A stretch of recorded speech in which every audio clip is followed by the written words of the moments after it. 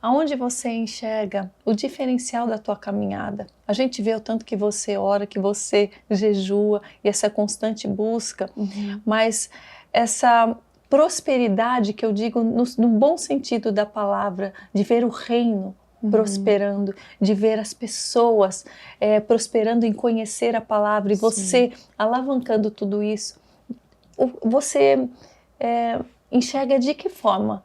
Quais foram as suas buscas daquele tempo para cá? O que você colocou no joelho? O que você desejou e que o Senhor te entregou? Eu acredito que são dois segredos muito importantes para essa permanência, né? Primeiro é se permitir ser transformado por Deus. Porque a gente chega para Deus e não vem pronto. E eu lembro de justamente aquilo hoje que me diferencia, aquilo hoje que eu conquistei no Senhor, que é permanecer. Eu hoje posso dizer que sou uma mulher que permanece, mas eu já tive um caráter e um coração de não permanecer. Inclusive de começar as coisas e não terminar. Verdade. E isso vem lá da minha infância, né? Talvez de uma infância insegura, e trazia para mim aquele desejo de ter aquela intencionalidade, não só intencionalidade, mas como é que a gente pode falar aquela palavra quando você é muito intensa? Eu era muito intensa no começo, ia perdendo a novidade e ia indo embora, e eu pensei, não vou continuar com isso. Então muitas coisas boas eu deixei pela metade.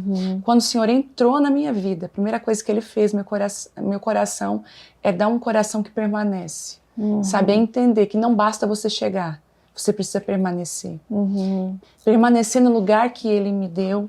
Lembro de uma das direções que Deus me deu nesse tempo foi que, se você não sabe o próximo passo, permaneça naquele que eu já te dei. Você está sendo obediente ao que eu já disse. Então, para mim, isso foi muito importante. Ele me ensinou a permanecer. Então, a reunião que começou na minha casa de mulheres, que eram 10 mulheres, eu fui sendo fiel naquele pouco, sabe, Karina? Eu acho que a gente tem muita dificuldade disso, de ser fiel no que está na nossa mão, que parece ser tão pouco no começo, mas é o grande segredo para aquilo que Deus vai fazer nos próximos anos. Esse pouco que a gente, muitas vezes despreza, e a Bíblia vai dizer, olha, não despreze os pequenos começos, são verdadeiros treinamentos de Deus para nós.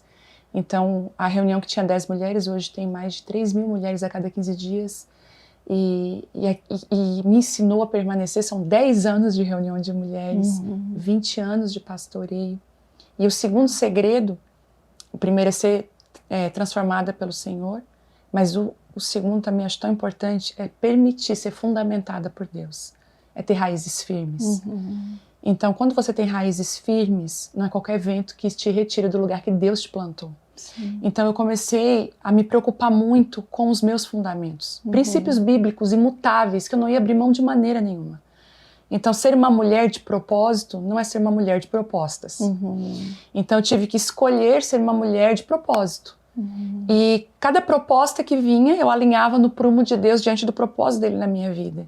Então eu acredito que dizer não para muitas propostas tentadoras no meio desse processo, que foram ventos que poderiam me mexer e talvez até me arrancar daquilo que Deus tinha, eu acho que esse alinhamento de Deus, de ter fundamentos, de ter uma raiz muito profunda no Senhor, me ajudou a permanecer, a estar. E você, falando sobre isso, quais foram os momentos que você precisou se reposicionar, se voltar-se para dentro e falar, olha, agora eu preciso mudar algumas coisas, e muitas vezes, como você fala no seu livro, e você explica muito bem, para que a gente veja o fruto, veja o florescimento. Tantos momentos a gente precisa, às vezes, estar quieta com o Senhor, estar ali com a família, estar ali cuidando de coisas que parecem ser tão básicas e tão, às vezes, menores do que o ministério, porém, você se preocupa com isso e ensina a gente a olhar para isso. Em que momentos você precisou olhar de novo e, de repente, parar, olha, vou mudar a minha forma de agir e ser? Em 2020, quando veio a pandemia, fechou tudo e eu tinha agendas já. Então, quando chegou 2021, no começo ali, eu tinha agendas de 2020 que eu precisava honrar e tinha agendas de 2021 de ministrações que eu precisava também honrar. Então, 21 para mim foi um ano muito difícil. né, onde eu viajei muito e o ministério foi crescendo muito, né, e eu percebi que à medida que eu ia, meu nome ia crescendo. E eu parei um dia no aeroporto e pensei, mas não é meu nome que tem que crescer. Eu não posso me preocupar com isso. É o nome do Senhor Jesus, né, que eu cada vez mais diminua e que Ele cresça através da minha vida.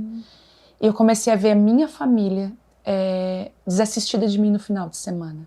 Eu sempre digo para os pastores que eu conheço, pastor Hernandes Dias Lopes, que eu amo ele demais, e tantos outros homens de Deus, eu falo para eles que é muito mais fácil o homem sair de casa numa sexta-feira para ministrar, para cumprir o seu chamado e voltar. As crianças parecem que não sentem tanto. Não é que o pai não faz tanta falta, mas a mãe é a alegria da casa.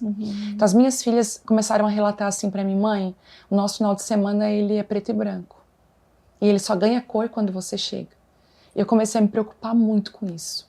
A casa fica triste, sem a mãe, a mesa já não é daquele jeito, a comidinha já não é aquela. E apesar de eu ter uma rede de apoio gigantesca e maravilhosa, eu percebi que a minha casa estava sentindo muito a minha falta. E eu comecei a ficar muito cansada com as viagens. E o Senhor fala muito comigo em sonho. Eu acho que para cada um Deus tem uma forma de falar. E eu sou neta de pastores. E os meus avós, a minha avó, Deus falava muito com ela com sonho. Olha só. E eu acredito muito em legado que é transferido, né? E essa minha avó, o nome dela é Esther. Uau. Ela sonhava assim, as coisas realmente aconteciam. E Deus falava muito com ela em sonhos. E eu herdei isso, assim, muito. Deus fala muito comigo em sonhos. Em situações bem específicas na minha vida, como Salomão sonhou, né? Quando ele teve aquela conversa com Deus sobre a sabedoria, foi um sonho que ele teve. José a respeito de Maria. Então, eu acredito muito que Deus fala através de sonhos. E eu sonhei que eu chegava em casa, só que eu era gigante. E a minha casa era muito pequena. E eu tentava entrar dentro de casa, eu não conseguia mais, porque eu era muito grande. Olha só. E eu via minha filha chorando, me chamando, e o meu marido dizendo, entre. Eu disse, eu não posso, eu sou muito grande, como que eu vou entrar nessa casa? Nossa. Na hora que eu acordei, o Senhor falou comigo, você precisa diminuir. Você precisa diminuir suas agendas, você precisa diminuir seu ministério, você precisa crescer, você precisa diminuir para entrar dentro da sua casa. Você precisa ser esposa, você precisa ser mãe. Eu chorei muito aquela madrugada e eu fiz uma aliança com Deus. Eu peguei uma caixinha de lenço, peguei o telefone, peguei a minha agenda e comecei a pedir perdão para as pastoras e desmarcar e cancelar muitas agendas, dizendo que eu precisava estar em casa. Então, assim, esse foi um dos momentos que me marcou muito. Eu lembro que nesse período eu fui fazer um dia a minha mala e a minha filha chegou muito feliz da escola sexta-feira, eu já estava fazendo a minha mala para viajar aquela madrugada. E ela falou assim para mim, mãe, você não vai fazer isso comigo. E começou a chorar. Promete que você não tá arrumando a mala para ir viajar. E aquele dia eu tive uma crise de choro, parei no meio da BR, pedi pro meu marido me abençoar para voltar para casa, conversar com os pastores para mim não fazer aquela agenda. Então ele falou, não, você vai. E Deus foi tão misericordioso que o voo foi cancelado aquele dia. Sem possibilidade de remarcação. Voltei para casa, como eu percebi uma chance de Deus. Então assim, Karina, hoje dificilmente você vai me ver nos aeroportos do Brasil viajando sem a minha família. Claro que uma viagem, outra muito esporádica, que se tornou, as minhas viagens se tornaram um evento, porque eu decidi ser mãe, ser esposa, vim pra cá, pra Orlando. No carro eu falei isso com meu marido, eu disse, será que eu tô fazendo a coisa certa? Será que a minha janela de atuação, a janela que Deus me deu uma voz, eu acredito que todos nós temos uma janela na nossa geração de uma influência que o Senhor nos entregou, uma referência. Será que eu não estou desperdiçando e não aproveitando isso?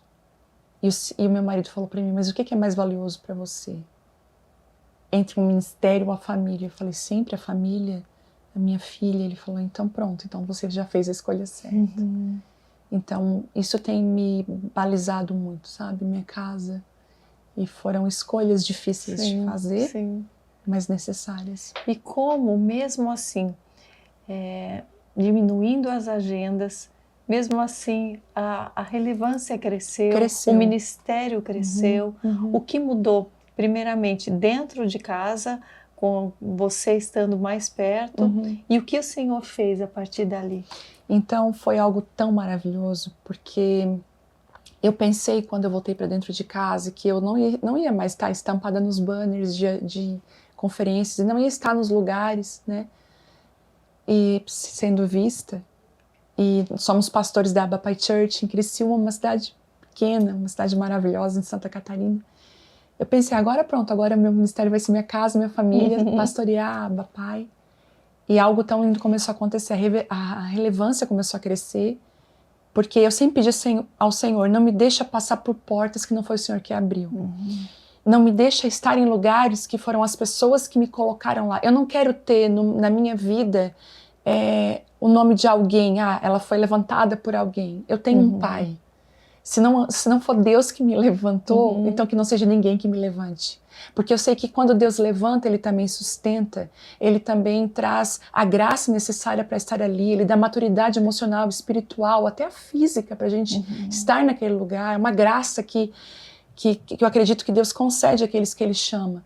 Mas quando são os homens que levantam a gente, então a gente não tem, muitas vezes, a gente percebe pessoas que chegam a lugares, mas não tem sustentação para permanecer lá. E a minha casa mudou. A alegria, como diz as minhas filhas, voltou para minha casa. E uma das coisas que eu aprendo, a Isabela, minha filha mais nova, ela está muito mais parecida com o meu coração. Então, ela já programa, sexta-feira ela chega, você não vai viajar, né? Eu falo, não. Mãe, que alegria saber que você vai ficar dentro de casa comigo. Eu quero que você assista um filminho comigo, que você possa desenhar comigo, que você faça a minha comida favorita. E esse se tornou o meu púlpito, porque ela é a minha primeira discípula. Se eu não estiver presente na vida dela e se eu perder o coração dela, não importa quantas milhares de vidas eu influenciei, quantas mulheres, mas que seja a primeira verdade na minha casa. Então eu acredito que na árvore frondosa que Deus tem construído em mim, Ele me chamou, né, para ser uma árvore frutífera, Ele está agora interessado em me enraizar cada vez mais.